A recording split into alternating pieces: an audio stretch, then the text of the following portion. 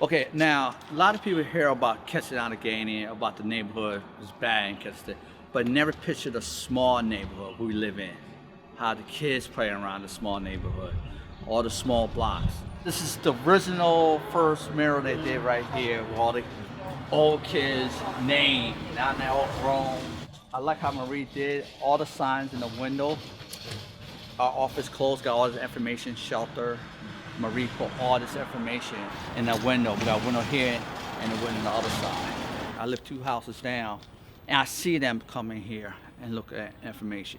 Then I come out here and say, you need any help? Ask them, do you need any information? I like this word on the door about our neighborhood. This is our vegetable garden, and in the summertime, we pick it and give out people for the lunch program. Yeah, but I think springtime went for Shane. This is Shane, Katie's big thing we're going to take care of. This is a house that got torn down, so we created a garden here.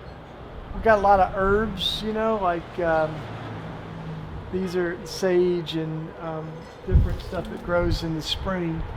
And then we're also, because we don't have a lot of healthy dirt, we're making our own dirt, So this is where, like the food that's given to us for food distribution, some of it sometimes is, a little rank going on its way out, so then we can bring it here and make really good dirt. So that's our dirt there that we're able to make. The flowers you'll see in the other garden too, they're made from hubcaps, that some of the young moms made.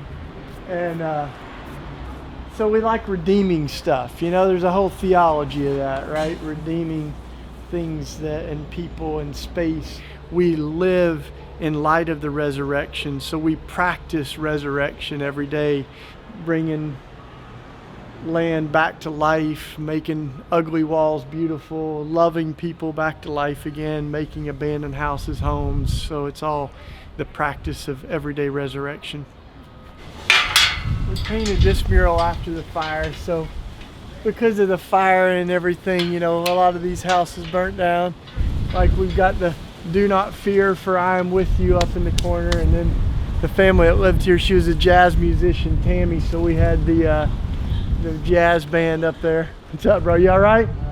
So we got inspired by the scripture, this sort of prophetic vision of Micah and Isaiah of beating swords into plows and spears into pruning hooks. And it says that, we won't study violence anymore, and we'll live in peace. And so it's a beautiful vision.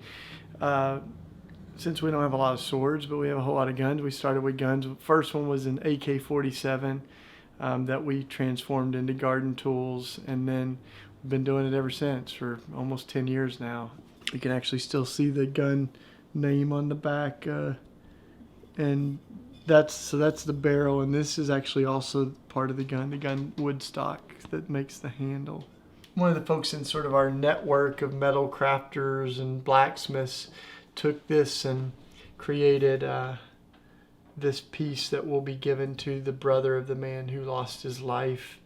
And the artist said he put 3 flowers. It's kind of Trinitarian, but it's also got 1 flower he said he put in the handle for the man who pulled the trigger.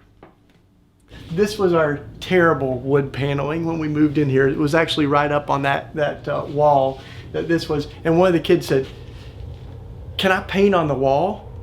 And we were like, look at each other and we're like, sure, why not? I mean, geez, can't do much damage to that wood paneling, And so this young man, he must have been like 10 years old, and he just started painting all totally on his own and painted this, a giant heart with the word love, and it said, "There should be peace all over the world." This is the group of folks that lived here early on that I started the community with out of college, and is a beautiful line from Emma Goldman: "If I can't dance, I don't want to be a part of your revolution."